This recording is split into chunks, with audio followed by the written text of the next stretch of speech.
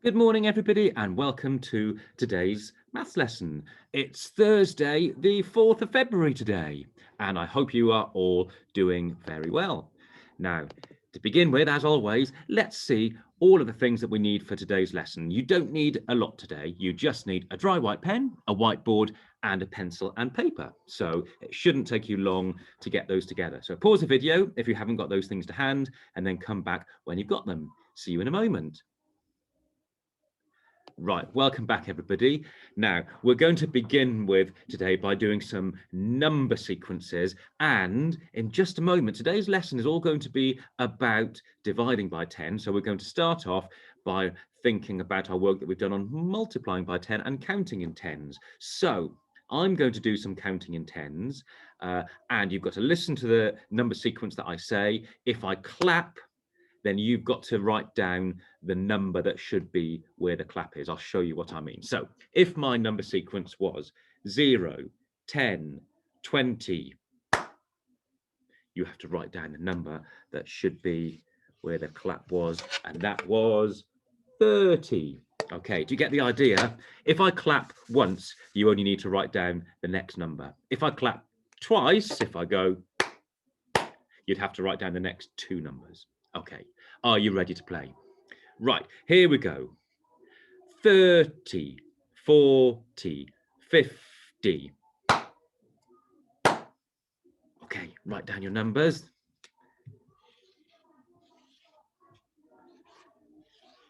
Okay, ready to show in 5, 4, 3, 2, 1. Okay, 60 and 70 were the next two numbers. Okay, ready for the next one? Counting backwards this time. 90, 80, 70, 60. Okay, write them down.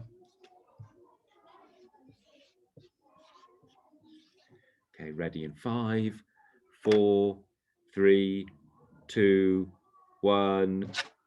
And there we go. The next two numbers that time were 50 and 40.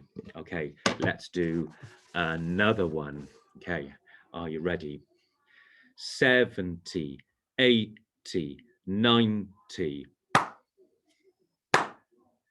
Okay, write those ones down.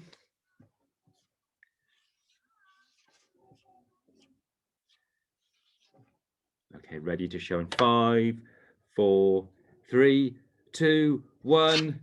There we go. That one was a little bit trickier, wasn't it? When we get to 100, so we had 100 and 110. Okay, last one. 40, 30, 20, 10. Okay, a nice easy one to end on, I think.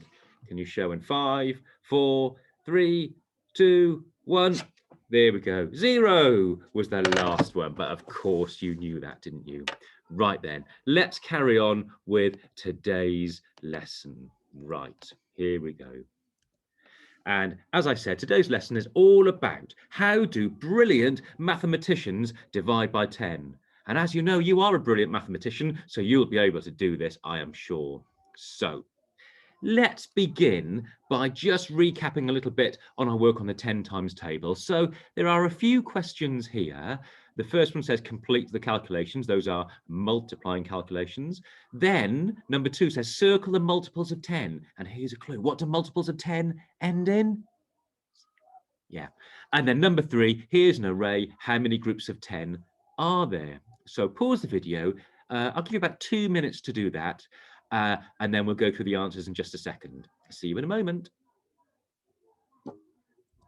Okay, how did they get on? Let's go through the answers. Right, number 1, complete the calculations. 7 times 10 is 70. 4 times 10 is 40. 10 times 9 is 90. And 10 times 11 is 110. The next one said circle the multiples of 10. Now, as we know, all multiples of 10, all the numbers in the 10 times table will end in a 0. So there are the 3 multiples of 10, 120, 80, and 10. Then here is the array. Now, I know that would have been quite tricky to have done that at home by drawing that out. So we'll just go through the answer anyway. Here is an array. I've drawn all those dots. They are in groups of 10. So there's one group of 10, another one, 3. There are 4 groups of 10, which means there are 40 dots altogether. Okay, let's carry on with today's learning, and it's all about dividing by 10 today. And we can do dividing in 2 different ways that we've talked about. We've talked about sharing and grouping. So we'll just have a little look at how sharing and grouping looks when we divide by 10. So here we've got 20 flowers. We can share the flowers between 10 pots, or we can group the flowers into groups, into pots of 10. So let's see what the sharing looks like. So we've got our 10 pots. If we share the flowers between 10 pots, well, I'll take 10 flowers first and put them in the pots. Then I'll take the other remaining flowers and put them in the pot. And there are 2 flowers in each pot. So we had 20, we shared it between 10, and we ended up with 2 flowers. 20 divided by 10 equals 2. So that is sharing. And we can also divide these flowers up by grouping them. So there are 20 flowers. We could group them into groups of 10. So I will first of all need a pot. I'm going to put 10 flowers in that pot. Then I'm going to need another pot, 10 flowers in that pot. And in order to put them into groups of 10, I needed 2 pots. There are 2 pots of 10. So we had 20 flowers, we put them into groups of 10, and we ended up with 2 groups. 20 divided by 10 equals 2. So that was grouping. So we've looked at sharing and grouping, and the number sentence was exactly the same, wasn't it? So let's look at this a bit differently now. So here I've got a stack of 10 cubes. And a number sentence to show what I've got there could be 1 times 10. I've got one lot of 10 cubes, and altogether I've got 10 cubes. 1 times 10 equals 10. Now, I've got underneath a frame there with 10 spaces. So I'm going to share my 10 cubes into those 10 spaces. And if I do that with my 10 cubes, divide them into those 10 spaces, in each of those spaces there is 1 cube. So I could write the number sentence 10 divided by 10 equals 1. My 10 cubes shared into the 10 spaces give me 1 cube in each space. And as we've talked about before, we call that the inverse, almost like the opposite of our multiplication number sentence. 10 divided by 10 equals 1 is the inverse of 1 times 10 equals 10. Now remember that, because we're going to look at a few more of these. So this time I've got 2 stacks of cubes, 2 towers of cubes. Each of those towers has got 10 cubes. So I've got 2 stacks of 10, 2 lots of 10, and that number sentence will look like this. 2 times 10 equals 20. Now, if I share those out again into those 10 spaces, I'll start with my first stack. There we go, share them. I've got 1 cube in each space. Share out the second stack. There we go. So now I have shared out my 20 cubes, and by using my inverse calculation, I've got my 20 cubes, I've divided them by 10, I've shared them into the 10 spaces, and there are 2 cubes in each space. 20 divided by 10 equals 2. And again, that is the inverse calculation to 2 times 10 equals 20. So let's all say that word again. My turn, your turn. Inverse, which is kind of like a posh way of saying the opposite in maths. Let's look at another one. Oh, how many cubes have I got this time? Well done if you said 30, because I've got 3 lots of 10. We can write 3 lots of 10 down as a number sentence, can't we? 3 lots of 10 is 30. 3 times 10 is 30. Shall we see if we can use our sharing now to share those 3 lots of 10, those 30 cubes, into those 10 spaces? Can you predict how many cubes there will be in each space? I bet you can. Let's see. There's our first 10, shared equally. Let's share out the second 10 and share out the third 10. Did you predict that there would be 3 cubes in each space? So we can write our inverse calculation now. So we had 30 cubes, we shared them between 10, and we ended up with 3 cubes in each space. 30 divided by 10 equals 3. Now we're going to do one more. How many cubes have we got this time? That's right, 40 cubes. Do you think you could write down on your whiteboard the number sentence that tells us how many cubes we've got there? We've got 4 lots of 10, haven't we? What's that number sentence? Okay, hopefully you have written down 4 times 10 equals 40. 4 lots of 10 is 40. Now we're going to share them out again. Can we do some more prediction? Can you predict how many cubes will be in each of those spaces when we share them out equally? What do you think? Well, let's do it. There's our first 10 shared out equally. Let's share the second 10 and the next 10 and the next 10. Was your prediction right? Did you predict there would be 4 cubes in each space? Well done if you did. Now, do you think you can write down the number sentence, the division number sentence, which is the inverse to show what we've just done? We started with 40 cubes, we shared them into those 10 spaces, and we've ended up with 4 cubes in each space. What's that number sentence? Write it on your whiteboard. Okay, let's have a look. How many of you wrote down 40 divided by 10 equals 4? Well done if you did. Okay, now then. We just talked about the inverse, and we're going to look at some of those inverse number sentences now. So to begin with, we've got 1 times 10 equals 10. The inverse of that is 10 divided by 10 equals 1.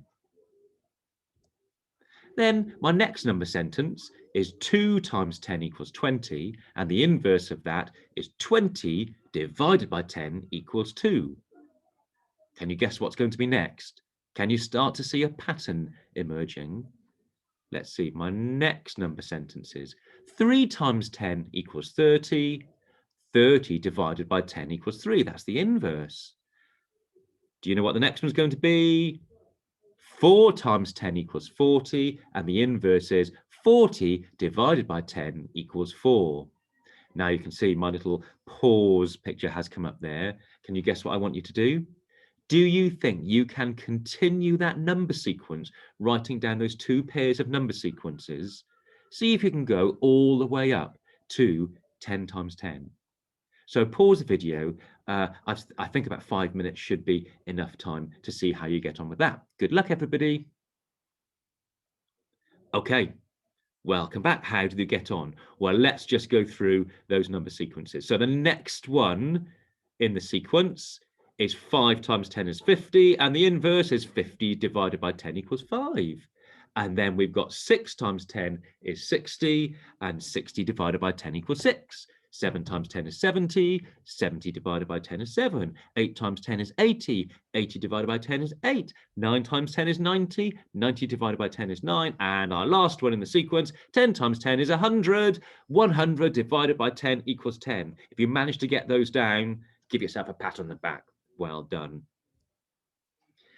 So here we have got another array, and this array has got those dots arranged in groups of 10.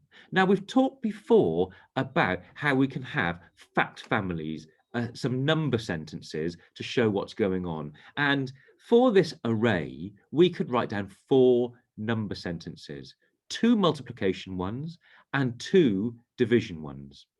So first of all, well, I can see there are dots in groups of 10, and there are 3 groups of 10. 1, 2, 3. So my first number sentence I could write down is 3 times 10. 3 lots of 10 is 30. I could also say that I've got 10 lots of 3. 10 lots of 3 is 30. And we've talked before about how that posh word commutativity, when we do multiplication, it doesn't matter which way round we do it. We can do 3 times 10 or 10 times 3. So those are our 2 multiplication number sentences. Can you think what our 2 division number sentences will be? Well, altogether we've got 30 dots, and we can put them into groups of 10, and we will end up with 3 groups of 10. So 30 divided by 10 is 3. Or we could say we've got 30 dots, and we are putting them into groups of 3 or sharing them between 3, and we'd end up with 10 dots. That's what our array shows. We've got 30 into 3 groups, and there are 10 in each group. Okay. Here's another one. Do you think you could write down the 4 number sentences for this array? So again, we've got them arranged into groups of 10. How many groups are there? Pause the video, see if you can write down all 4 number sentences in that fact family. See you in a moment. Okay then, how do they get on? Well, let's go through the answers. So, to begin with, we have got those groups of 10, and there are 4 groups of 10. So we could say 4 times 10 equals 40. But we could also think of that as being 10 lots of 4. 10 times 4 is 40. And then we can look at the inverse number sentences. So we've got 40 divided into groups of 10, and there are 4 groups of 10. Or we could say 40 divided into 4 groups, there would be 10 in each group. 40 divided by 4 is 10. If you manage to get all 4 of those down, well done. Okay, we've got a question here. This is for you to think about. Now, before you get going with this, we'll go through it because there is a lot to think about. There's a lot of things to do on this question. So in a moment, I'll give you a chance to do it, and then we'll go through it together. So there's our friend Walt. Walt buys 10 rolls. You can count them there. 1, 2, 3, 4, 5, 6, 7, 8, 9, 10. And you can see Walt's got a £1 coin. So he pays with a £1 coin, and he gets 10p change. So when he buys those rolls, they don't cost quite £1. He gets 10p back. So the first thing you should be thinking about is, how much did that cost him if he had 10p change? And one thing to think about is a pound. We could think of that as 100 pence, 100p. The next part of the question, Wilf buys 2 rolls. How much does Wilf spend? You need to know how much 1 roll costs first of all, and we can work that out by knowing that Walt paid what he paid for his 10 rolls. So have a little think, see if you can work that out. Use your whiteboard to do some jottings. There's lots of things to work out. Pause the video, and once you've had a go at it, come back and we'll go through the answers. Good luck with that. Okay, welcome back everybody. I know this is quite a tricky question. There's lots to think about, isn't there? So let's have a little look. Walt buys 10 rolls. He pays with £1 and he gets 10p change. So the first thing we need to know, we talked about this, is £1 is the same as 100 pence. It's important that we know that. So if he pays with £1 and he gets 10p change, we could say he paid with 100 pence and he got 10p change. So he's actually spent 90 pence. So we know that those 10 rolls cost him 90p. 10 rolls cost 90p. So with that information, we can work out how much 1 roll cost. If 10 rolls cost 90p, then 1 roll would cost 90 divided by 10. And that is 9p. So each roll cost him 9p. If you managed to work that out, well done, because we had to do a lot of thinking to get there. But that was only the first part of the problem. The next bit says Wilf buys 2 rolls. How much does Wilf spend? Well, we already know that 1 roll costs 9p, so 2 rolls would be 2 lots of 9, which is 18. So Wilf spends 18p. Wasn't there a lot to think about with that question? But all of those things, we could do all of those steps if we broke that question down into little bits. And in a moment, one of your questions is going to be a little bit like this, where there's lots of things that you will need to work out. And that's going to be our submarine challenge question in just a moment. So on to today's challenges. As always, 3 challenges. You can choose which one you do. Some of you might want to do them all. And if anybody wants to do the submarine one, I'd like you to try and do the boat challenge before that too. Okay, so here's our first challenge that all of you will be able to do this one. I'll have a go at this one. So if you want to try this one, you can pause the video in just a second. So these are all solving timesing by 10, multiplying by 10, and dividing by 10 problems. So you will see that, well, hopefully you will see the questions on this side over here, that side. if you can solve those ones, it'll help you to solve those ones because they are the inverse calculations, but we've got some missing numbers. So 1 times 10 equals something, and then hopefully, if you can work that one out, that will help you with the other side. Something divided by 10 equals 1. Then over to this side, 2 times 10 equals, and then something divided by 10 equals 2. Again, that's the inverse. Something times 10 is 30, and 30 divided by 10 equals something.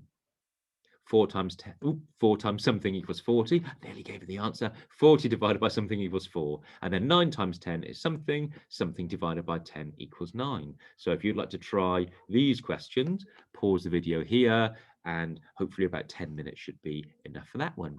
See you in a moment if you try this one. Okay, on to our next problems. 3 different ones to do here. So to begin with, it says use the array to complete the fact family. So that's very similar to the one that we did before. So this one over here, you've got to look how many dots are in each row and how many rows are there, and do the 4 fact families. The next question says Tommy has 100 stickers for his sticker book. He can fit 10 stickers on each page. How many pages can Tommy fill? So he's got 100 stickers. If he puts 10 on each pages, how many can he fill? So you need to do a division calculation to work out the answer. Then on to the next one. Rosie has these number cards. I wonder if that's Rosie from the woodpeckers class. I wonder. So she's got those cards, and it says, can you complete the number sentences using only those numbers? So you have to rearrange the 4, the 10, and the 40 to make 2 number sentences. But it does say underneath, are there any other ways to complete the number sentences? So I think about 15 minutes should be enough to complete those questions. Good luck if you try those ones. Now, on to our challenge question. And this is a little bit like the question we had with Walt and Wilf and the buns, because there's a lot to think about here.